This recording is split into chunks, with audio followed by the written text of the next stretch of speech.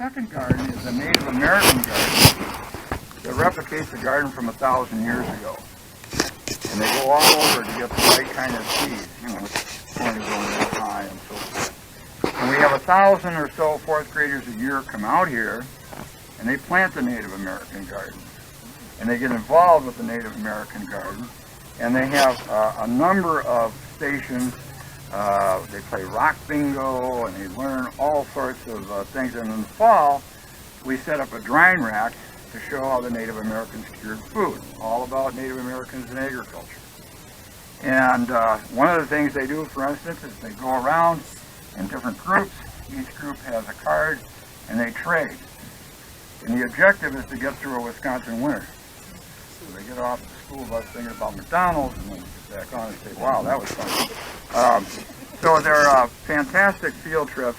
And again, the Friends have gotten involved to keep them going because there have been cutbacks at the Historical Society. So we're looking for help from anyone that would like to help with those field trips. They're in the fall and in the spring. Coming up the hill, this upper lot fund is designed to seat 30 students, okay? And they were all donated by different families and so forth to make this happen. Now over here, it's hard to see, but when you stand, you can see the cornfield. That's the 40 acres. The Middleton Cross Plains Area School District purchased that property, and I suspect very, very shortly there's going to be a referendum, and there's going to be a school here, and this will become an outdoor classroom every nice day of the year, and so we're kind of looking forward to that.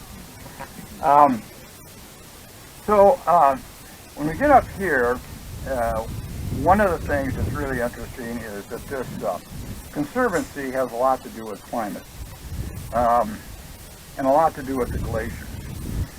And one of my favorite writers is David Milanoff, who writes about the history of Madison. And basically 2 to 3 million years ago, the weather's getting cooler, and it begins to snow. And up near Hudson Bay, when the snow reaches about 25 feet, which is about half the size of that tree right there, ice begins to form on the bottom. When it gets to be 200 feet, which is 4 times that tree right there, the weight of that ice is like a pancake, and it begins to go out. And a pebble was moved from its foundation. And thus began the greatest, powerful thing man had ever seen. It grew and grew in continental proportions, and it inched its way forward this direction. When it got to northern Wisconsin, it was almost 2 miles thick in that ice sheet. And it was like a bulldozer and a vacuum cleaner at the same time, leveling off hills, prying up bedrock as it moved this way. And it moved about a half a mile a year as it moves this direction. And with it, it's bringing all of this debris from the north. And it comes all the way over here, and it's hard to see, but on the other side of that cornfield is what they call a terminal moraine. The earth begins to warm up again, and it stops within sight of this place here. So when it stops, the debris and the rocks continue to flow. So we are right in the heart of the glacial debris, of the glacial field. So the terminal moraine swings across Old Sauk Road. End of Old Sauk Road, no glacier, no rocks. So this is right at the edge of the glacier. When it was in Madison, you see that tower over there? That's 1,423 feet. The Sears Tower in Chicago is 1,451 feet. The glacier at the Capitol was 1,600 feet. Just to give you an idea of how much weight there was coming through here. So as the glacier recedes, it doesn't do it evenly. It could sit in one spot for 300 years and just dump all this. And what they call that a recessional moraine. We're standing on a recessional moraine. It stood here for many years and dumped it. Then it moved down. We have another recessional moraine down here. and kept dumping. Just wasn't a smooth exit. And it moved about 2/3 of a mile every year as it retreats back to the north. So here we are. The settlers get here. What do they see? Rocks everywhere. This thing is just full of rocks. So now, before they can farm, and they were English, and they wanted to grow crops, particularly wheat. Now they have to get these rocks off of these fields, and they use a stone boat. Anybody know what a stone boat is? Yeah, stone boat is really complicated. It's 2 logs with a plank on it. And the object is to get it really low so you can roll those rocks on there so the horse team can bring it over here to the rocks. And they worked it from both sides. This was a boundary line between 2 farms, and it took years to pull those rocks over one by one. How many years? We don't know, but it depends how many people they had helping. But really, it took a long time to pull those rocks over with a team of horses all day long, day after day. So, and before that, they had to, take the timber down. I mean, it was really hard work clearing the land. But what's interesting is that when things became mechanized, they quit using that. They quit putting it on the stone fence. Much easier to run down to the ravine and dump them in. So this is almost exclusively done by the settlers. People ask, did I put rocks on the wall? No, I'm not that old. So that's that actually was a working stone fence for many years, and the sheep and the beef cattle wouldn't go over it. But then one year, my dad went out west to Wyoming and bought a Rambouillet ram. Long-legged son of a gun. And the ram's on one side, user over on the other side. Ram goes over the fence, family panics, we need to get the ram out there. Ram goes back over the fence, anybody know what else happened? The ewes go over, and that's the end of the no more working stone fence. So that's actually happened. So let's walk over here now to the, so here the geology display. Let me finish this up. The geology display, these are all of the signs about the geology. It shows the track of the glacier. But what's really unusual is this spot right here. This is the top of 3 different watersheds. The water flowing this direction, Blackwood Creek, Pheasant Branch, Sugar River. So again, if you're teaching land formation, this is a beautiful spot to do it, okay? Let's go over here and now,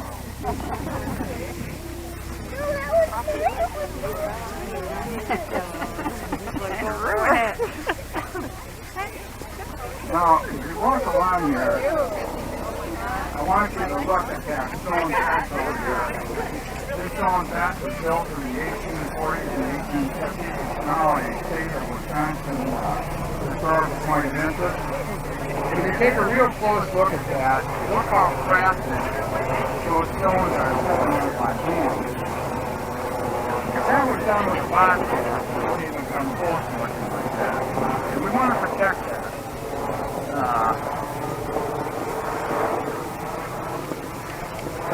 About 4 years ago, a group started what we call the Friends of Pope Farm Conservancy. And one of the things that we do is we try to work with the town and we try to help them with the property. We also try to protect it.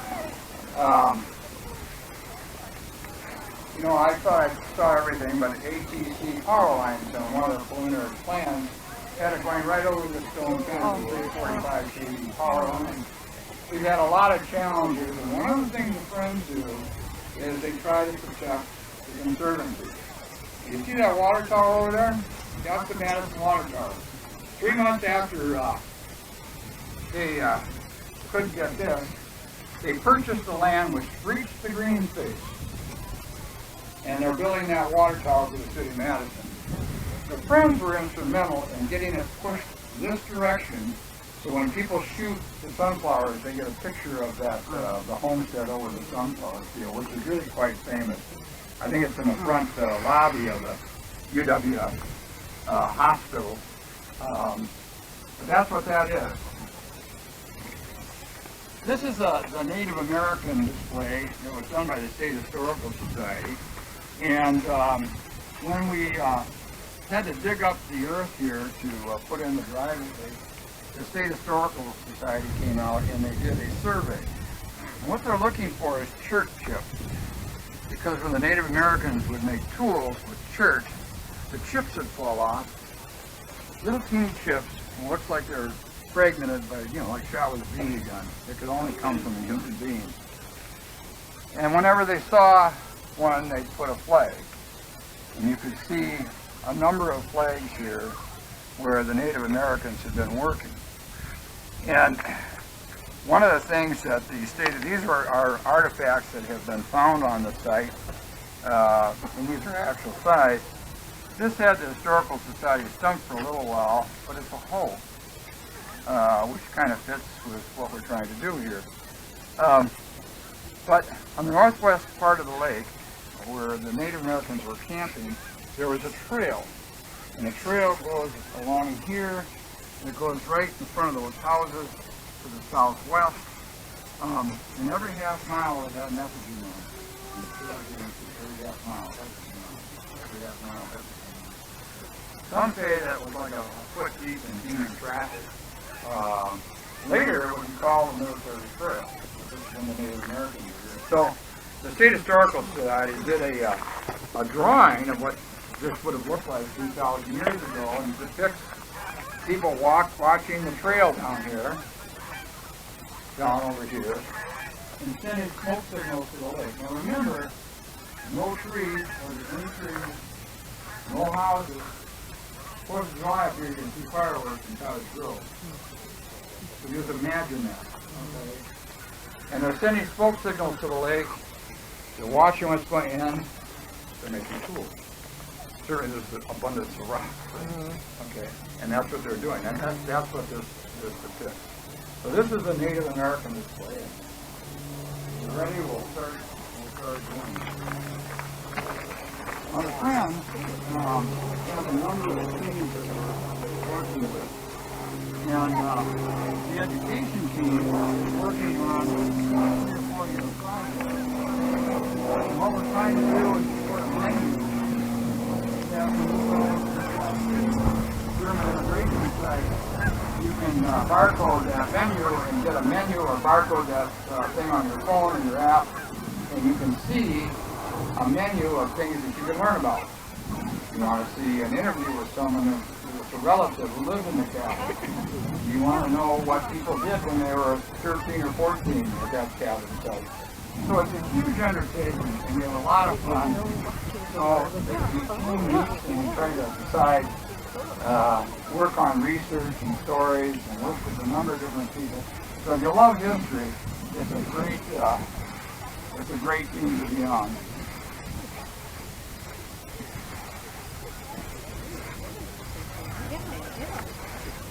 Now this is kind of interesting. This stone is called rhyolite. It's an igneous rock or volcanically formed. Problem is, there's no volcano around here. They know the only place this rock could come from is a small trending band across the eastern Lake Superior. And if you look real close, there's gouges, and those are striations. When the rocks are under the glacier and all that pressure, they're rubbing against each other. And so those are probably 15,000 years old. Okay, a little bit about the sunflowers.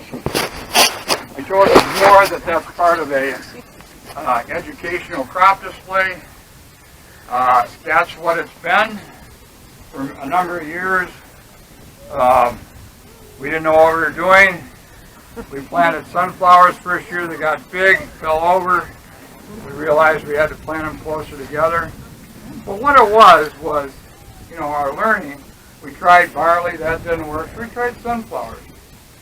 We did not plant the sunflowers to attract the crowd that you see today. But people liked them. People started coming in and sharing, whatever. And 3 years ago, someone said, Mel, there's like 40,000 hits on Facebook. I said, what does that mean? I said, well, you're about to find out. What did we find out? And we were scrambling, we were totally unprepared, and it was just overwhelming. So since then we've worked on our parking, we've worked on these different things to be able to do this. But the sunflower does follow the sun until it matures, and then it freezes to the east. And then they bow down. You know why? Heavy. Anybody idea? Heavy? Any other ideas? Drop the seed. No. Protect the seed. They're bred that way.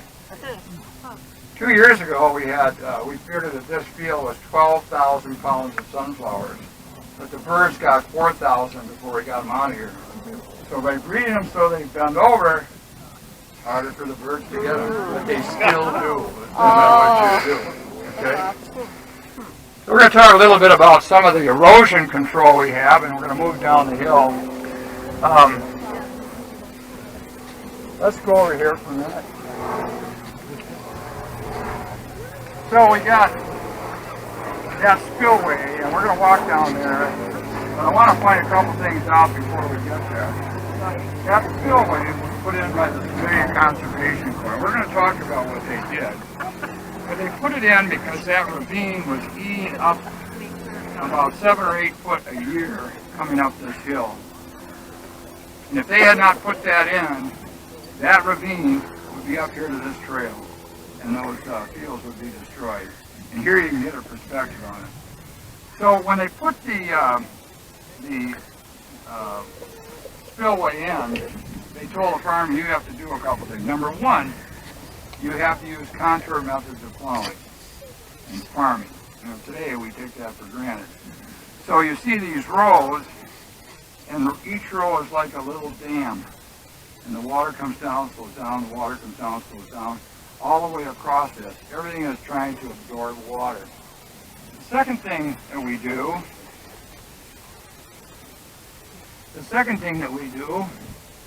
is that we drill the seed. We don't plow anymore. That's the second thing when it comes to erosion. What's this? Corn stalk. What's it doing in this field? What they do is they leave the debris in the field when they drill, and the debris acts like a mulch, slows the water down. So that's what we're trying to do here. Now we'll start walking. I'll talk a little bit about our prairie restoration team. The Friends have taken over the management of 4 of the 7 prairies that you're going to see tonight. We have a passionate crew of people. If you're interested in finding out about prairies or collecting seeds, you can go online and go to our website. Some of the folks tonight have membership forms to look if you want to take those home and take a look at it. Sunflower Days, by the way, is done by all volunteers. We have over 100 volunteers. And it's doing something that has never been done before.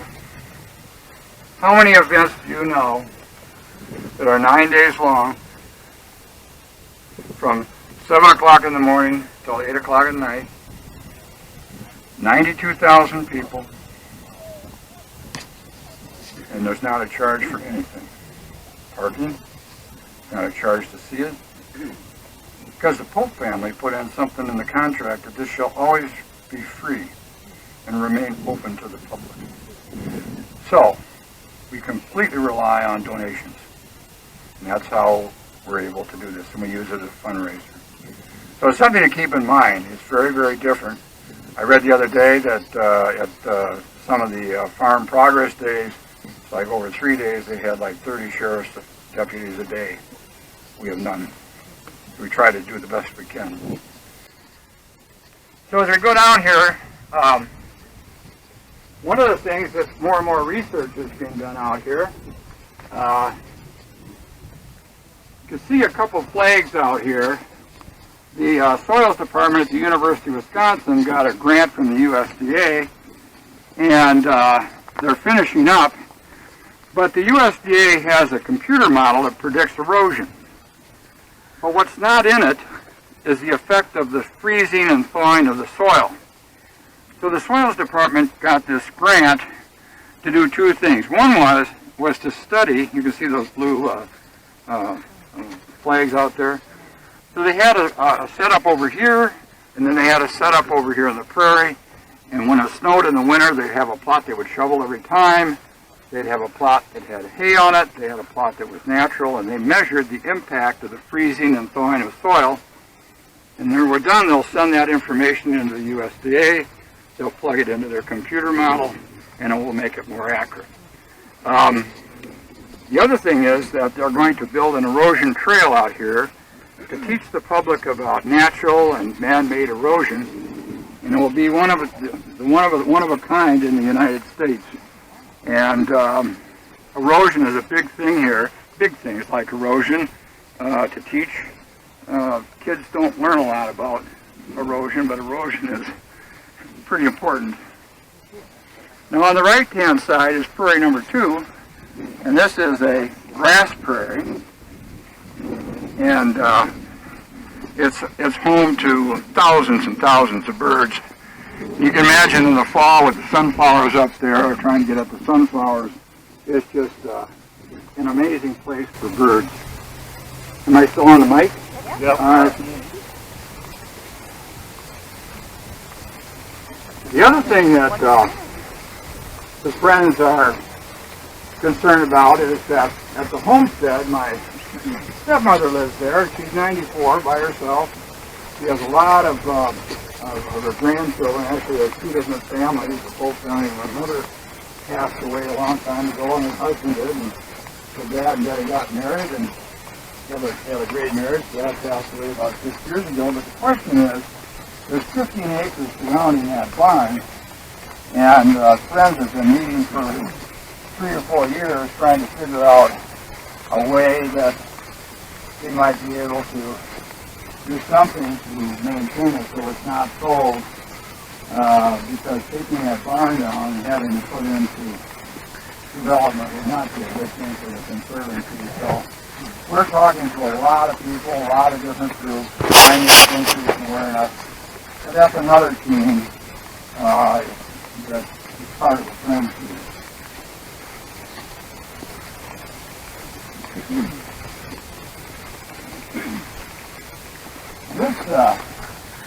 This is prairie number 3. This is a short grass prairie. This sign is pretty neat. It shows what the Black Earth Creek, this is all the Black Earth Creek Valley down here. There's a ski jump. And it shows what it would look like 15, 20,000 years ago. And that's not water, that's sediment. Okay?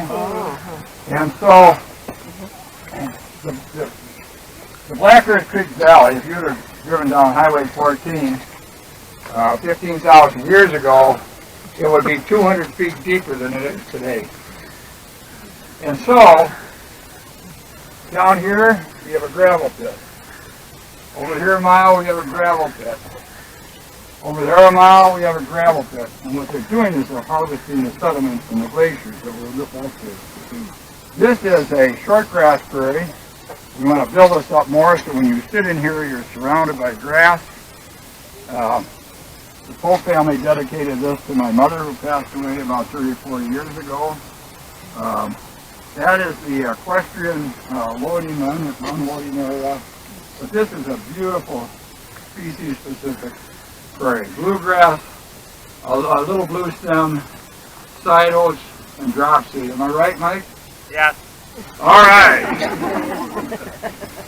So I'm going to talk a little bit here before we go. The next day we're going to get into mosquitoes. I want to talk a little bit about the Civilian Conservation Corps. In 1929, it was known as Black Tuesday, when the stock market crashed and the United States and America went into a real funk, and thus began the Depression.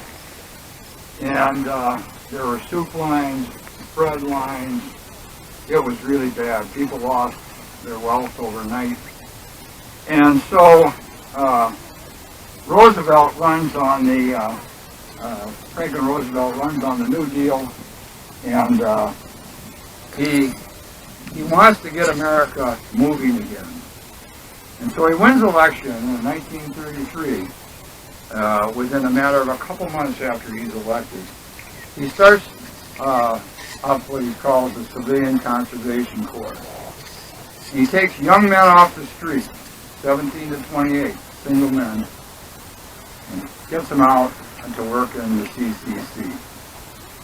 Now, these men were lining up to try to get in because they were so poor, they wanted to get in, and as one put it, have a vacation from poverty. And so they signed up. And the CCC was the manpower. They didn't do anything without a cooperating entity like the National Park Service. And what they did was really quite remarkable. They built over 1,800 or 800 parks. They planted 3 billion trees. They stocked about 1 billion fish. They did roads. There's still evidence today. The bathhouse at Delaware Lake for Hoyt Park. I mean, there's still evidence today. Yellowstone, if you've ever been there. It's all over the United States. And they ended up, again, lining up, wanting to work. They got $30 a month, and they sent 25 home to their families, which was a godsend. How many ever heard the term, another day, another dollar? That's where that comes from. It comes from the CCC. And so, they would form these camps, and they'd have a military guy that kind of ran it, and then they had an engineer and about 200 men to work in the CCC. So it was run kind of like the military. So everything's going along, and people are working out in all these parks. And then, in the 1930s, the greatest ecological catastrophe in the United States happened. Anybody want to know what that is? Anybody here? The Dust Bowl. The Dust Bowl. And the Dust Bowl changes the game. In Oklahoma, Texas, like 150,000 square miles, for years have been buffalo grass. And now there's a drought. And it's enormous. The soil is leaving, it's blacking out the skies. You think the eclipse was something yesterday. Just so many tons of earth coming in. It darkens Chicago, Boston, Washington, dark. There are reports on the East Coast of red snow from that red soil down there. Now, you can live without a lot of things, right? Topsoil isn't one of them. And it really scared America. And so Roosevelt starts in 1934 the Soil Conservation Service, and it's their job to try to go out and promote good soil practices. The first thing they do is say, CCC, come on, we need some of your men. And that's what brought them here. This was a camp out of Mount Horeb, and they came here. They call them the Soil Soldiers, and we're going to go over and see what they did. But that's how they got here, with a combination of the Depression and the Dust Bowl. Okay?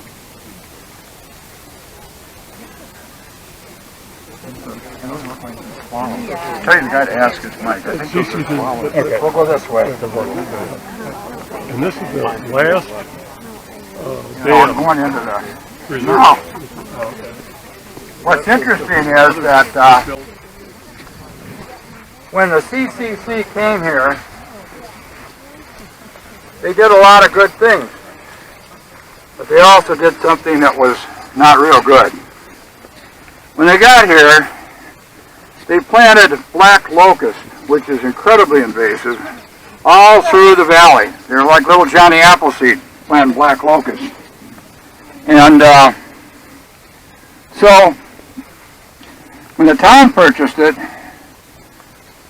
they had to eliminate the black locust because it was so bad. We wouldn't have a prairie here. You couldn't have a prairie here with black locust. Is everybody hearing me? Yes. Yep. All right. So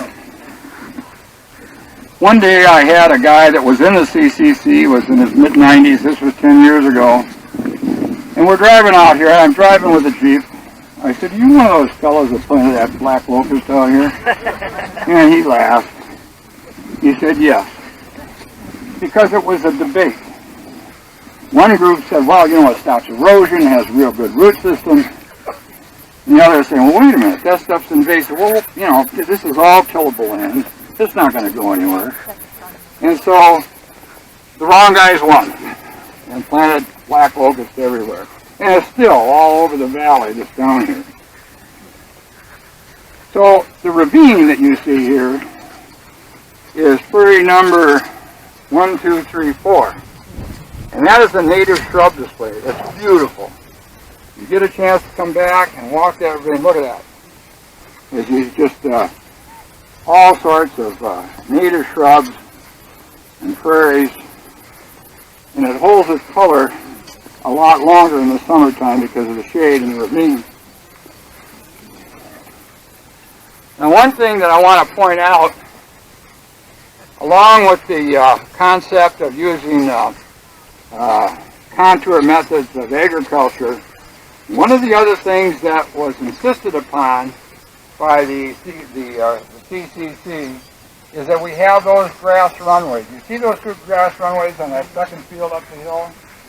Those have never been planted since 1938 when this was put in. And it still works. It still slows the water down. The other thing that we did to show school kids is what you see over here are bird oaks. And the lesson there is, yes, they planted black locust. Yes, they made a mistake. But you can always try to correct your mistake. And black bird oak are native. Kind of part of the lesson that we try to make the land better for the next generation.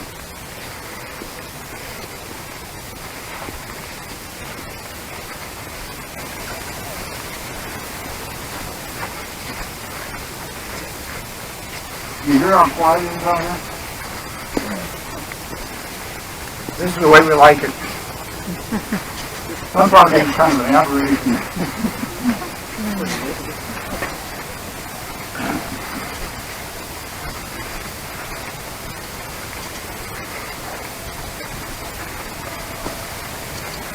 So when we're talking about erosion,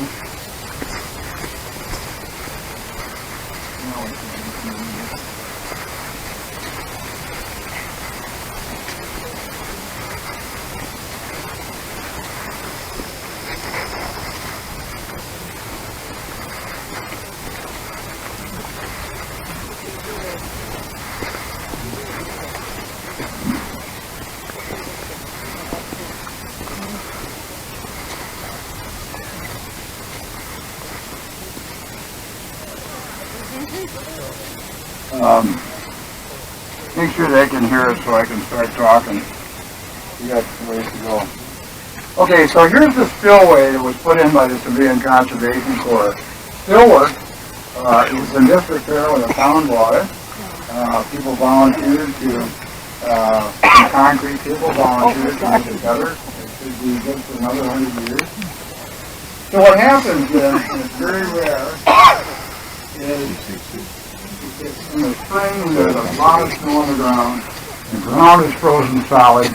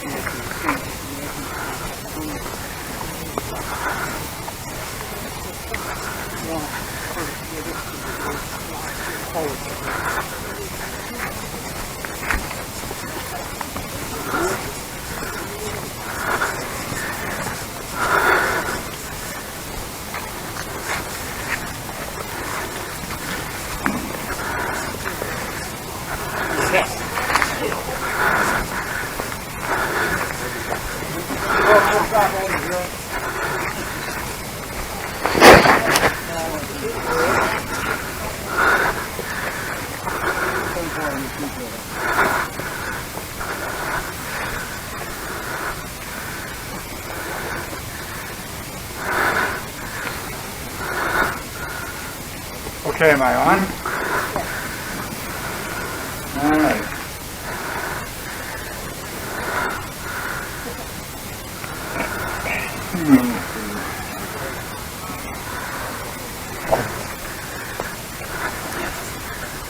People have been asking all week, who's building that big silo across the street? That's the water tower. That water tower will be 170 feet high, and it'll be able to contain 1 million gallons of water.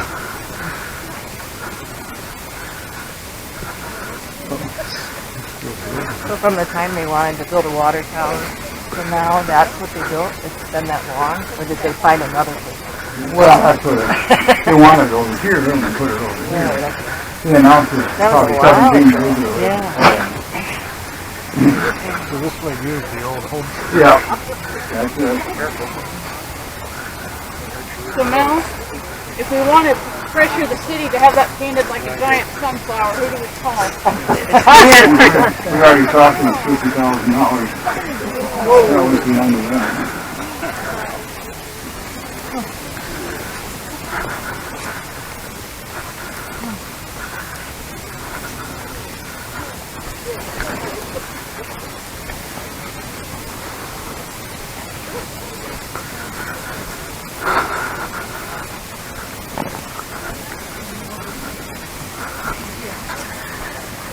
All of these aren't horse trails, are they? Part of it? None of it.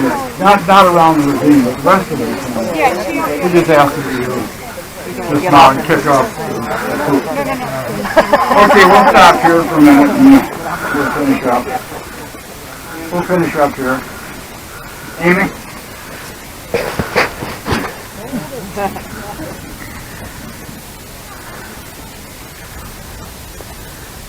Okay. Well, this pretty much finishes up the tour. One of the things that's interesting is that about 8 years ago, my dad was still alive, and we were standing down by the silo over there, and he had been pacing all summer watching those houses being built. He was pacing back and forth. That used to be part of the farm. And I was standing next to him, and he said, Mel, do you hear that? I said, I don't hear anything. He said, that's the point. And that is the point. And the city of Madison now is at the edge of the Conservancy. Listen how quiet it is here. That's really what we feature. And I really appreciate all of you coming out tonight. Thank you very, very much. Hey, thank you. Very interesting.